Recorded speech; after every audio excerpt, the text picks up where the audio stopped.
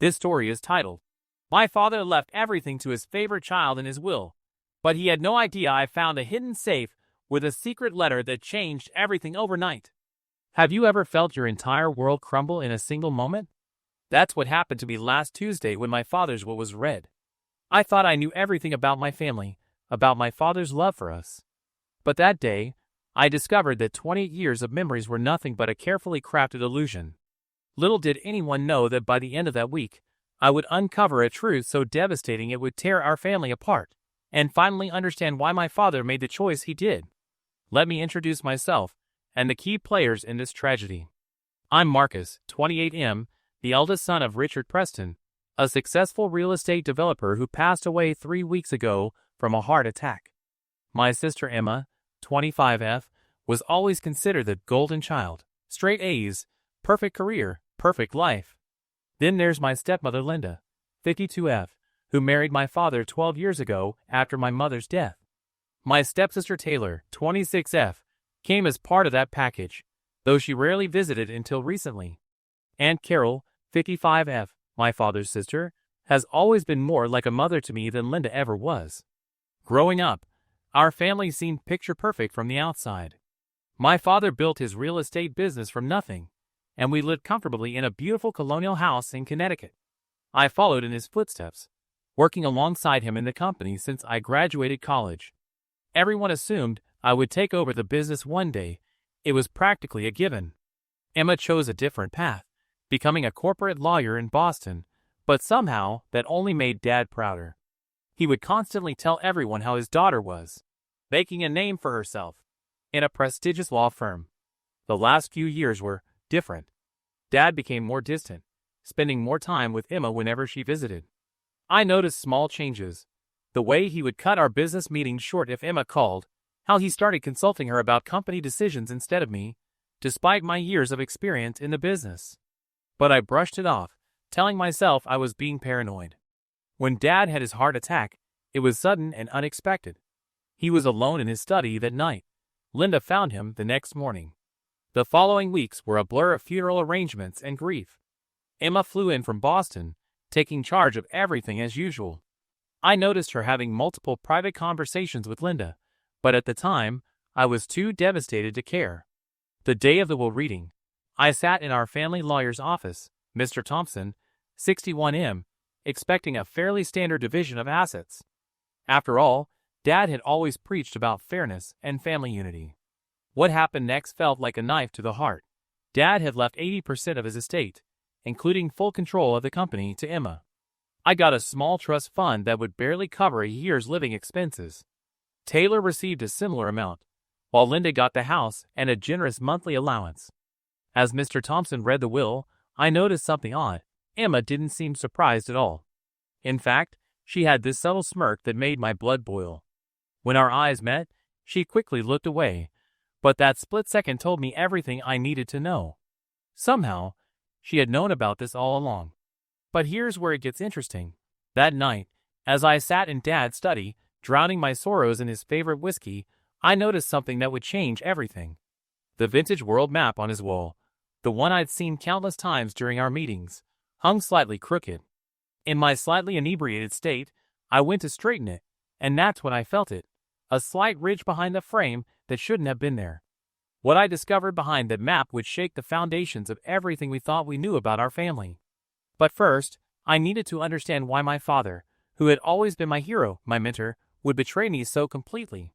Little did I know, I was about to uncover secrets that had been buried for decades. Have you ever had that feeling in the pit of your stomach when you know you're about to discover something you can't unknow?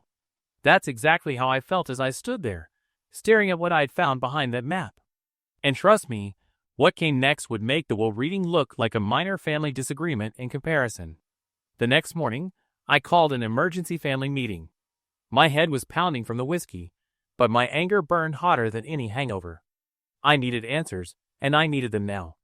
Everyone gathered in the living room, the same room where we'd spent countless Christmas mornings and family gatherings. Funny how a place can hold such different meanings depending on the day. Emma arrived last, dressed in one of her expensive suits, acting like she owned the place. Well, technically now she did. She barely looked at me as she settled into Dad's favorite armchair, a move that felt deliberately provocative. Linda sat nervously on the couch, while Taylor stood by the window, trying to appear invisible as usual. Aunt Carol positioned herself between Emma and me, as if she sensed she might need to play peacekeeper. I didn't waste time with pleasantries.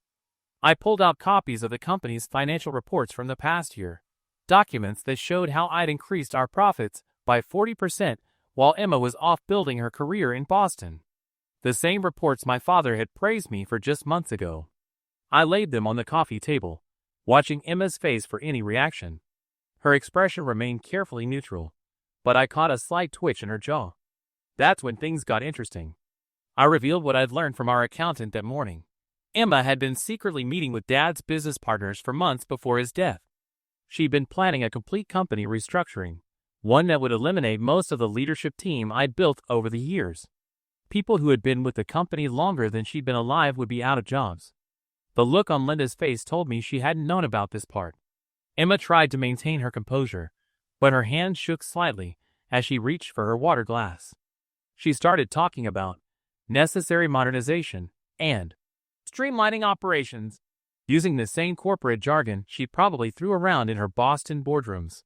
Then Aunt Carol dropped a bomb that no one saw coming.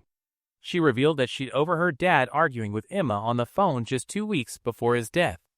Apparently, Emma had threatened to expose something about Dad's early business dealings if he didn't give her control of the company. The room went dead silent. Emma's face turned white as a sheet. That's when Emma lost it. She stood up, knocking over her water glass, and started screaming about how none of us understood what it took to succeed in today's business world. How Dad had always protected me, handed everything to me on a silver platter while she had to fight for every opportunity. She claimed Dad had seen the truth in the end, that she was the only one strong enough to take the company into the future. I couldn't help but laugh, which only made her angrier. I asked her if being strong meant blackmailing our father on his deathbed. The look she gave me could have frozen hell over. Linda tried to intervene, but Emma wasn't having it. She turned on our stepmother next, accusing her of always favoring me because I reminded her of Dad. Taylor, who usually stayed out of family drama, suddenly spoke up. She revealed that Emma had offered her a significant amount of money to spy on me and report back about my business decisions over the past year.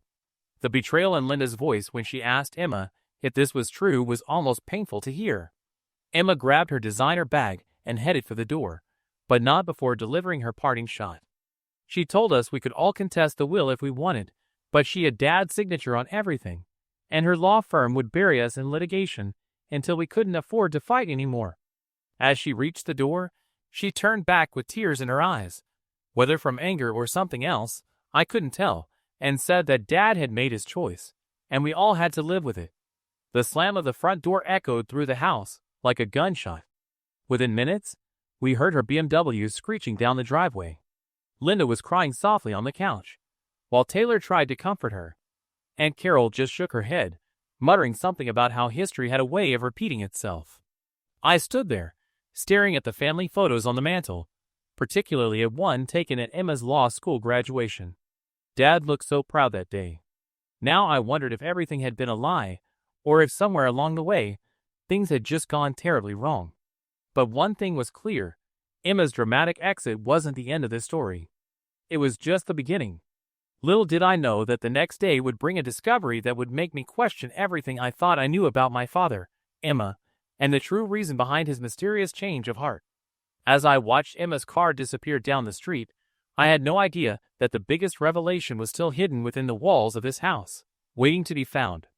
3 days after Emma's dramatic exit, I found myself back in Dad's study, this time stone-cold sober and methodically going through everything. The crooked map had been bothering me since that night. Why would Dad, who was meticulous about everything, leave his beloved map askew? As I ran my fingers along the wall behind it, I felt something that made my heart skip a beat. A slight depression in the wallpaper that shouldn't have been there. It took me 20 minutes of careful probing to find the mechanism. Behind the vintage wallpaper was a small safe, expertly built into the wall. My hands were shaking as I stared at the keypad. What would Dad use as a code? I tried his birthday, nothing. Mom's birthday, nothing. Then I remembered. Dad always said the day he started his business was the day his real life began. I punched in the date, and the safe clicked open. Inside was a single envelope, yellowed with age, with, "To be opened upon my death, the truth about Emma," written in Dad's unmistakable handwriting. Have you ever held something in your hands that you knew would change everything? That's how I felt as I carefully opened that envelope. The letter inside was dated just 1 week before his death. As I read it, I had to sit down. Dad's words were those of a broken man, pouring out his soul in what he must have known were his final days. He wrote about how Emma had discovered old documents about the company's early days. Apparently, there had been some questionable financial decisions made during a recession in the 90s. Nothing illegal, but definitely not something Dad was proud of. But here's where it got interesting. Emma hadn't found these documents by accident. According to Dad's letter, Aunt Carol, my trusted Aunt Carol, who had supposedly been looking out for me all these years, had guided Emma to them. The same aunt who had dramatically revealed Emma's blackmail during our family meeting had been playing both sides all along. Dad wrote about how Carol had always resented him for inheriting the family's initial seed money that helped start the business. She had spent years building Emma's trust, subtly poisoning her against me, feeding her information about Dad's past. Emma, ambitious and determined, had become the perfect weapon for Carol's revenge. The letter went on to explain how Emma and Carol had presented him with an ultimatum.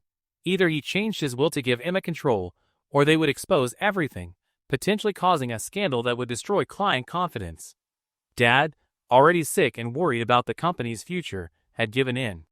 But he hadn't done so without leaving this evidence behind. As I sat there, processing this betrayal, a strange calm came over me. I thought about the Last Supper, how Jesus sat at that table knowing Judas would betray him. In my own way, I understood that feeling now. I decided to host one final family dinner, minus Emma, who was probably halfway back to Boston by now. I invited Linda, Taylor, and Aunt Carol to dinner at the house the next evening. Carol accepted immediately, probably thinking she needed to maintain her caring aunt facade. As we sat around the dining table, the same table where we'd celebrated countless family occasions, I couldn't help but see the parallel more clearly. Here we were, breaking bread together, while betrayal sat heavily in the air. Linda had prepared Dad's favorite roast, the familiar smell filling the house with bittersweet memories. Carol was in rare form, playing the grieving sister perfectly, even bringing Dad's favorite wine. She kept touching my shoulder sympathetically, each touch now feeling like a serpent's caress. Taylor sat quietly, watching everything with those observant eyes of hers. The conversation flowed, mostly about memories of Dad. Carol shared stories about their childhood, her voice thick with fake emotion. I let her talk, watching how she carefully wove her lies, thinking about how many family dinners she had sat through, plotting her revenge against her own brother. Just as she raised her glass to make a toast to Dad's memory, I pulled out his letter. The color drained from her face as I began to read it aloud. Her hand shook so badly, she spilled her wine across the pristine tablecloth, a spreading red stain that seemed almost too perfect a metaphor. I watched my aunt's carefully constructed mask crumble as I read each damning word. Linda gasped when the truth about Carol's manipulation was revealed. Taylor simply nodded, as if something she had long suspected was finally confirmed. Carol tried to deny it at first, but her protests grew weaker with each paragraph I read. When I finished, the silence in the room was deafening. Then, in a twist I hadn't expected, Carol started laughing, a hollow, bitter sound that sent chills down my spine. She looked at me with eyes that held no more pretense and said that I had no idea what it was like to watch my father build an empire with money that should have been half hers. As she gathered her things to leave, she turned back, just as Emma had days before, and told me to be careful what I did with this information. After all, she said, I might have the truth, but Emma still had legal control of everything. What Carol didn't know was that I had already set the next phase of my plan in motion.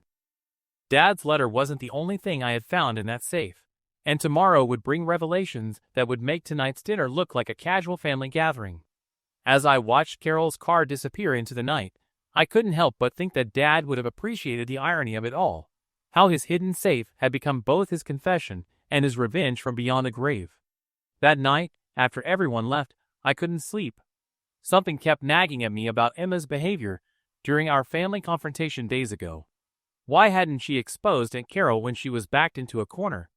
It would have been the perfect moment to share the blame, to reveal her partner in crime. Instead, she'd taken all the heat herself, storming out alone while Carol played the role of the concerned aunt perfectly. The answer hit me at 3 a.m. as I sat in Dad's study, reviewing his letter for the 100th time. At the bottom of the safe, I found a small thumb drive that I hadn't mentioned to anyone yet.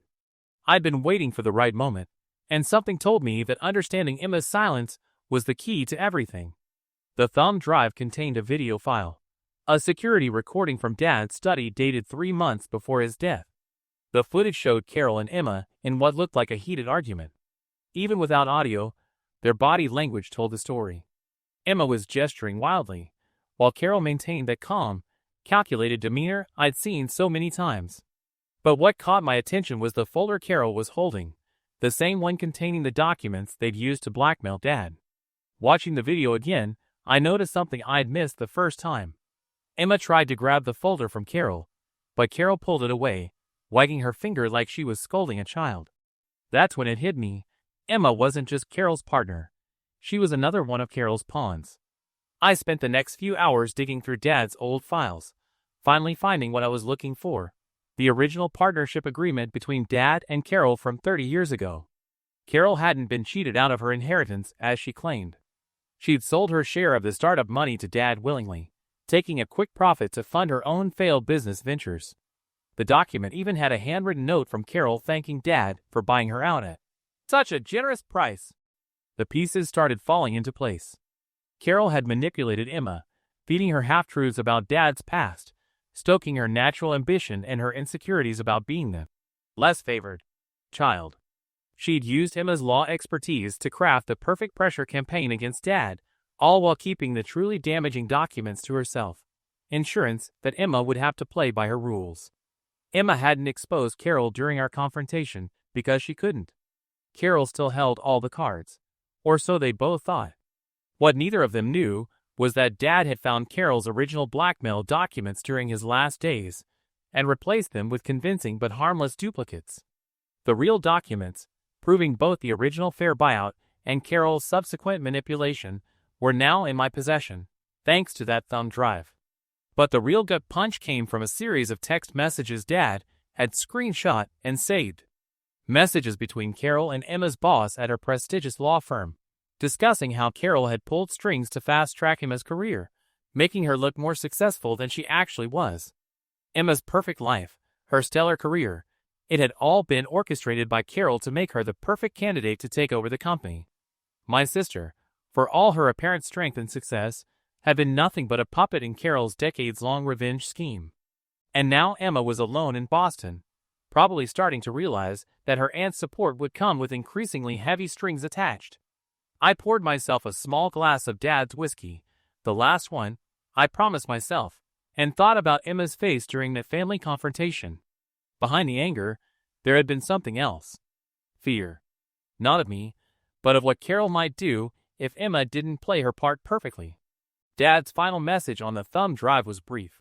The truth will set them both free. He hadn't just left me evidence to reclaim what was rightfully mine. He'd left me the tools to break Carol's hold over Emma. The question was, after everything that had happened, did I even want to help my sister? As I sat there in the growing dawn, I realized that the next moves I made wouldn't just determine the future of the company. They would define who I was going to be in the aftermath of all this betrayal. The last item in the safe, still untouched, would give me the power to destroy both Carol and Emma completely. But maybe, just maybe, there was a smarter way to play this hand. 2 weeks after discovering the truth, I set my plan in motion. I invited the company's board of directors to an emergency meeting, the same influential people who had known and trusted my father for decades. Emma flew in from Boston, probably thinking this was her moment to announce the company restructuring. Carol came too, unable to resist watching her masterstroke unfold. The conference room was thick with tension as I walked in, carrying a simple manila folder. Emma sat at the head of the table, my father's old seat, with Carol standing supportively behind her. The sight of them together, thinking they had won, made what I was about to do even sweeter. I started the meeting by congratulating Emma on her inheritance, and commending her swift action in planning the company's future. The look of confusion on her face was priceless. She expected a fight. Then I did something that made Carol's practiced smile falter. I played the security footage from Dad's study on the boardroom's large screen. Without audio, the board watched Emma and Carol's silent argument unfold. I explained how my father's sudden decision to change his will came about, revealing the attempted blackmail. Then I played my trump card, the real documents Dad had preserved, showing Carol's willing sale of her inheritance and her subsequent manipulations. The boardroom erupted in chaos. Emma jumped up, finally realizing how thoroughly Carol had played her. But I wasn't done. I revealed the text messages showing how Carol had manipulated Emma's career, paying off people at her law firm to fast-track her promotions. Emma's face went from angry to devastated as her professional reputation crumbled in real time. Carol tried to leave, but 2 security guards I'd stationed at the door blocked her exit. That's when I revealed the final piece of evidence from the safe, documents showing how Carol had been quietly selling company information to competitors, using Emma's position as cover. Dad had discovered this shortly before his death, which explained the timing of his heart attack. The board voted unanimously to contest the will on grounds of coercion. Emma, in a moment of clarity or perhaps desperation, did the one thing Carol never expected. She confessed to everything. She described in detail how Carol had manipulated her since law school, playing on her insecurities and ambitions, carefully crafting her into the weapon she needed for revenge. But my revenge wasn't about destroying Emma. It was about something far more satisfying. I offered her a choice. She could fight a lengthy legal battle she would ultimately lose, or she could sign the company back to me and keep a legitimate position as our legal counsel. After all, she was still at Preston, and unlike Carol, she had shown the capacity to recognize her mistakes. The look on Carol's face when Emma took the pen I offered was everything I'd hoped for. In one moment, decades of careful manipulation unraveled. The board members, many of whom had known Carol for years, watched in disgust as security escorted her out. Later that day, I made sure every major law firm in the region received a detailed account of her actions. Emma and I had a long talk in Dad's study that night. She found her own letter in the safe, one I hadn't known about, where Dad explained how proud he was of her real achievements, not the ones Carol had engineered. He had known she would eventually see through Carol's manipulation. He just hadn't lived long enough to help her do it. 3 months have passed since then. Emma has proven herself invaluable as our chief legal counsel, making a name for herself based on genuine talent rather than Carol's puppet strings. The last I heard, Carol had moved to Florida, her carefully crafted reputation in shambles, her social circles dissolved, and her revenge plot thoroughly destroyed. Linda and Taylor still live in the family home. I saw no reason to change that arrangement. We have family dinners there every Sunday, though now they're filled with honest conversation instead of hidden agendas. The vintage world map still hangs in Dad's study, slightly crooked. I keep it that way as a reminder that sometimes the most valuable things are hidden in plain sight. Dad's letter sits framed on my office wall. The last line reads, "The true measure of revenge isn't in destroying your enemies, but in rebuilding what they tried to tear down, making it stronger than ever." Looking at Emma working late in her office across the hall, I think Dad would be proud of how we managed to do exactly that. As for me, I learned that real power isn't in holding on to secrets. It's in knowing when to reveal them, when to forgive, and most importantly, when to give people a chance to redeem themselves.